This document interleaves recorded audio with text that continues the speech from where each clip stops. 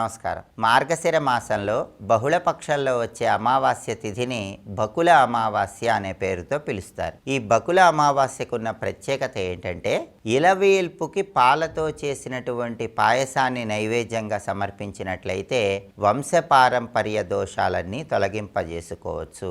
మీ ఇంటి దైవం అనుగ్రహానికి తొందరగా పాత్రలు కావచ్చు. కాబట్టి ఎవరైనా సరే వంశంలో తరతరాలుగా దోషాలు ఉన్న వాళ్ళు ఆ దోషాల నుంచి తొందరగా బయటపడటానికి, మీ ఇంటి దైవం అనుగ్రహం తొందరగా రావటానికి బకుల అమావాస్య సందర్భంగా పాలతో చేసినటువంటి పాయసాన్ని నైవేద్యంగా సమర్పించండి. దాన్ని కుటుంబంలో సభ్యులందరూ ప్రసాదంగా స్వీకరించండి. అలాగే ఈ అమావాస్య శుక్రవారంతో కలిసి వచ్చింది. అమావాస్య శుక్రవారంతో కలిసి వస్తే దాన్ని శుక్ర అమావాస్య అనే పేరుతో పిలుస్తారు.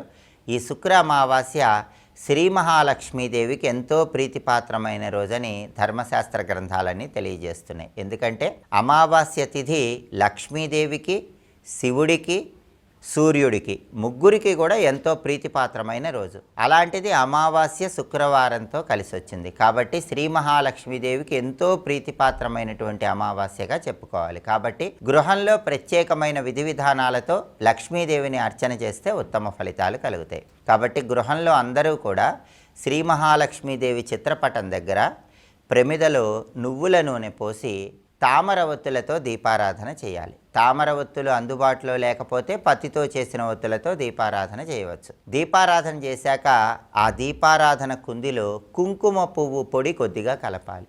అలా కలిపినట్లయితే అది లక్ష్మీదేవికి ప్రీతిపాత్రమైన దీపం అవుతుంది.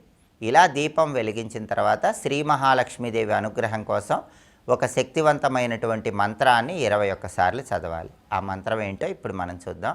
ఓం మహాలక్ష్మీ చ విద్మహే విష్ణుపత్న్యై చ ధీమహి తన్నో లక్ష్మీ ప్రచోదయాత్. ఇది మంత్రం. దీన్ని లక్ష్మీ గాయత్రి మంత్రం అంటారు. శుక్ర అమావాస్య రోజు లక్ష్మీ గాయత్రి మంత్రం చదివితే ఇంట్లో సభ్యులందరికీ శ్రీ మహాలక్ష్మీదేవి అనుగ్రహం వల్ల సమస్త శుభాలు చేకూరతాయి. అలాగే లక్ష్మీదేవికి పాలతో చేసిన పాయసం కానీ లేదా బెల్లం పొంగలి కానీ నైవేద్యంగా సమర్పించాలి. బెల్లం పొంగలి నైవేద్యంగా సమర్పిస్తే పూజ పూర్తయిన తర్వాత ముత్తైదవులను గృహానికి పిలిచి ఆ ముత్తైదవులకి తాంబూలంలో ఈ బెల్లం పొంగలి ఉంచి వాయనం ఇవ్వాలి. ఇలా చేస్తే లక్ష్మీదేవి అనుగ్రహం తొందరగా కలుగుతుంది. అలాగే ఈ రోజుకి ఇంకొక ప్రత్యేకత కూడా ఉంది. అదే తమిళ హనుమత్ జయంతి. అంటే ప్రాంతీయ భేదాల పరంగా హనుమత్ జయంతిని ప్రత్యేకమైన రోజుల్లో జరుపుకుంటూ ఉంటారు. తమిళ సంప్రదాయం ప్రకారం ఈరోజు హనుమత్ జయంతి అనే పేరుతో ఆంజనేయ స్వామి వారిని అర్చన చేస్తారు. దానితో పాటుగా అమావాస్య తిథి ఆంజనేయుడికి కూడా ఎంతో ప్రీతిపాత్రమైందని ధర్మశాస్త్ర గ్రంథాలన్నీ తెలియజేస్తున్నాయి. సూర్యుడికి, లక్ష్మీదేవికి, శివుడికి మాత్రమే కాకుండా అమావాస్య ఆంజనేయుడికి కూడా ప్రీతిపాత్రమైనటువంటి తిథి. కాబట్టి ఆంజనేయుడికి ఇష్టమైన తిథి.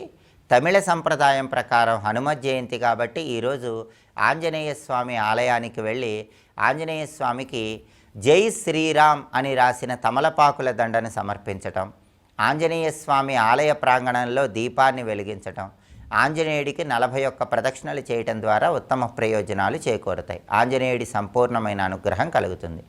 అలాగే ఈరోజు వాలాగ్ర పూజ చేస్తే కూడా అద్భుత ఫలితాలు కలుగుతాయి. తమిళ హనుమత్ జయంతి కాబట్టి ఎవరైనా దేవాలయానికి వెళ్ళలేని వాళ్ళు ఇంట్లోనే ఆంజనేయ స్వామి వారి చిత్రపటంలో ఆయన తోక చివరి నుంచి మొదల వరకు గంధం బొట్లు, కుంకుమ బొట్లు, మళ్ళీ తోక మొదల నుంచి చివరి వరకు గంధం బొట్లు, కుంకుమ బొట్లు అలంకరణ చేయాలి. తోక మొదల నుంచి చివరి వరకు 20 గంధం బొట్లు, 20 కుంకుమ బొట్లు. అలాగే తోక చివరి నుంచి మొదల వరకు 20 గంధం బొట్లు, 20 కుంకుమ బొట్లు. అలా మొత్తం 40 గంధం బొట్లు, 40 కుంకుమ బొట్లతో ఆంజనేయ స్వామి వాలము అంటే తోకకి పూజ చేయాలి. అలా పూజ చేసేటప్పుడు ఓం కపీశ్వరాయ నమః అనుకుంటూ పూజ చేయాలి. అరటి పండ్లు నైవేద్యంగా సమర్పించాలి. ఇలా వాలాగ్ర పూజ చేసినట్లయితే కూడా ఆంజనేయుడి సంపూర్ణమైన అనుగ్రహం కలుగుతుంది. అమావాస్య తమిళ సంప్రదాయం ప్రకారం హనుమత్ జయంతి కాబట్టి సంపూర్ణంగా అన్ని కష్టాలు పోవటానికి అసాధ్య సాధక స్వామిన్ అసాధ్యం తవ కిం వద రామదూత కృపా సింధో మత్కార్యం సాధయ ప్రభో అనే శ్లోకాన్ని 21 సార్లు లేదా 11 సార్లు చదువుకోండి. ఇది చాలా శక్తివంతమైనటువంటి శ్లోకం. దీర్ఘకాలిక అనారోగ్య సమస్యల నుంచి, భయంకరమైన అపమృత్యు దోషాల నుంచి, శత్రుబాధల నుంచి, తీవ్రమైన కష్టాల నుంచి బయటికి తీసుకొచ్చేటటువంటి శ్లోకం. కాబట్టి అందరూ కూడా ఈ శ్లోకం చదువుకోవడం ద్వారా ఈరోజు అద్భుత ప్రయోజనాలు సిద్ధింపజేసుకోవచ్చు.